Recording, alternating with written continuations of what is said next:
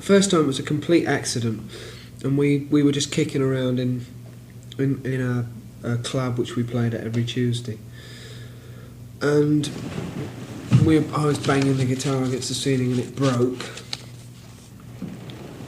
and it kind of shocked me because I wasn't ready for it to go, and I didn't particularly want it to go, and it went. And no, but I was expecting, of course, an incredible thing, it being so precious to me. I was expecting everyone to be saying, wow, he's broken his guitar, he's broken his guitar. But nobody did anything, which made me kind of angrier in a way. And determined to get this precious event noticed by the audience, I proceeded to make a big thing out of breaking the guitar. And I bounced all over the stage with it, and then I threw the bits on the stage, and I picked up my spare guitar and carried on as though I'd really meant to do it. Deep inside, very unhappy because the thing had got broken. And it got around. And the next week the people came along and they came up to me and they said, oh, we heard all about it, man, it's about some time someone gave it to a guitar and all this kind of stuff. And it kind of grew from there, Then we'd go to another town and people say, oh, yeah, we heard about that, you smashed your guitar up. And it built and built and built and built and built and built and built until one day, a very important daily newspaper came in and said, oh, we hear you're the group that smashes their guitars up. Well, I hope you're going to do it tonight because we're from the Daily Mail, and if you do, you'll probably make the front pages, you see. So, of course, this was only going to be like the second guitar I'd ever broken, seriously. And I went to my manager, Kit Lambert, and I said, can we afford it? Can we afford it? It's for publicity. He said, yes, we can afford it if we can get the Daily Mail. And I did it, and of course the Daily Mail didn't buy the photograph, and they didn't want to know about the story or anything. But after that, I was into it up to my neck, and I've been doing it ever since. But I mean, it was due to happen because I was getting to the point where I'd play and I'd play and I'd play, and I still can't play how I'd like to play. And then it was worse. I couldn't play the guitar. I'd listened to great music. I'd listened to all the people that I dug time and time again. That music, listening to music is still very big to me. It was bigger then this is when I first started playing the guitar. And the Who first started, really. We were playing blues.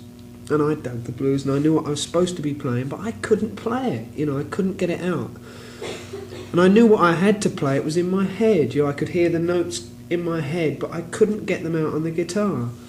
And I knew the music, and I knew the feeling of the thing, and the drive, and the direction, and everything. And so it used to frustrate me incredibly. I used to try and make up visually for what I couldn't play as a musician. I used to get into very incredible visual things where, in order to make one chord more lethal, I'd go make it really a lethal looking thing, whereas really it's just being picked normally. I'd hold my arm up in the air and I'd bring it down so that it would really look lethal, even if it didn't sound too lethal. Anyway, this got bigger and bigger and bigger and bigger until eventually I was setting myself incredible tasks, of things inside, which because I wasn't having to musically play myself out, instead saying, oh, well, you're not capable of doing it musically, you've got to do it visually. I became a huge visual thing. In fact, I forgot all about the guitar, because my visual thing was more my music than the actual guitar. I started to jump about, and the guitar became unimportant. I banged it, and I let it feed back, and scraped it and rubbed it up against the microphone, did anything. It wasn't part of my act even. It didn't deserve any credit or any respect.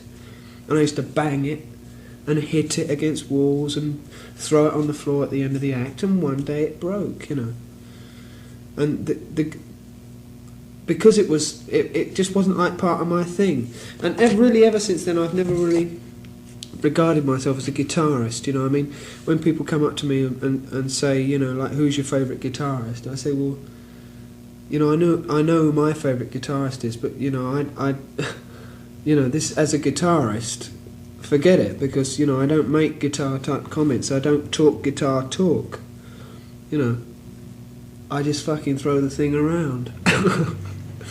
And I still today, I'm still learning. I mean, if I play a solo, it's a game to me, because I can't you know, I can't play what I want to play, and that's the thing. I can't get it out because I don't practice. I mean, when I should be practicing, I'm writing songs, and when I'm writing songs, I should be practicing. But I mean, there's always something going on which